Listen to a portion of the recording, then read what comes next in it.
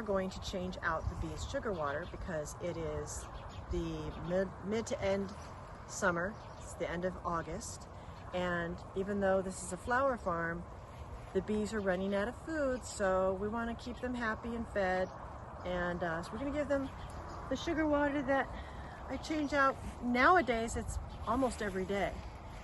This is 1 part sugar to 3 parts water, give or take.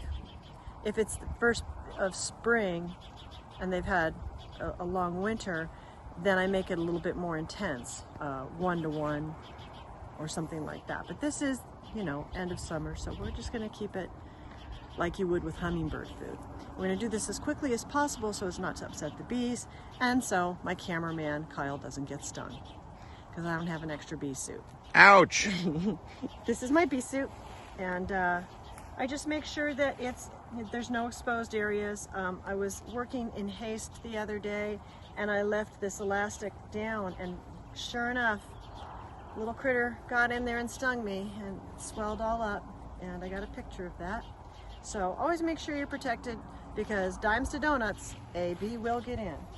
And mine are not aggressive bees. They're very sweet babies, but they don't like to be disturbed. So this is a special lid that I keep on, keeps the snow off and the rain and such. It's got a little hole right there for ventilation, but it's screened so that other bees won't get in and try and steal from the hive. Those are called robber bees. So the first thing I'm going to do, and this lid is special in that it makes it easy to put a feeder on top, and then I've lined it with cinnamon because cinnamon keeps the ants out. We're also having trouble with earwigs, and I believe I can use boric acid to keep them at bay, but I haven't been able to find boric acid. And neither will hurt the bees, neither the cinnamon nor the boric acid. But I don't like ants and insects getting into the hive. They can handle it. The bees can take care of themselves, but it's just gross, and I don't want them eating the sugar and stuff. So I'm going to dislodge. It's got propolis built up from the bees kind of doing their work and keeping it secure, so it's kind of stuck there. So I dislodge it with my bee tool. I always need to have a good bee tool. And we're going to do a real quick transition. I've put little holes in the lid of my mason jar. You just take a hammer and a nail and tap, tap, and that'll make a hole big enough so that the bees can suck the sugar water out of there. And here's our big transition. We're going to do this so that the bees won't come out curious and investigate what we're doing.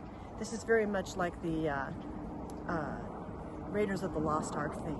You know, the beginning scene where they take the sandbag and then they get the... Anyway, here we go.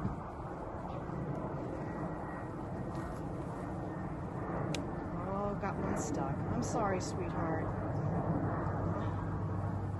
Come on, get out of there, sweetie. I don't think I killed her, but anyway, I kind of did a sideways thing. Now these girls, I'm just going to tap off the lid. I've got a little brush here. I'm going to get this girl that was stuck out of here. Nope. Come on, baby. Come on. There we go. Good girl. It's a nice tool to have too. Some people use an eagle feather or a hawk feather, but I don't have one of those. Put this back on real quick. Okay, no harm, no foul. Let's try the other hive now. Oh, the water tipped over. I'll just give the lid an extra turn, make sure it's secured. I've got some girls out here taking the air. I'm try not to bother them. This one's empty too, so last time I checked they hadn't drank up all their water, so it's definitely the end of the season. They're starting to go through it more quickly. So again, we dislodge.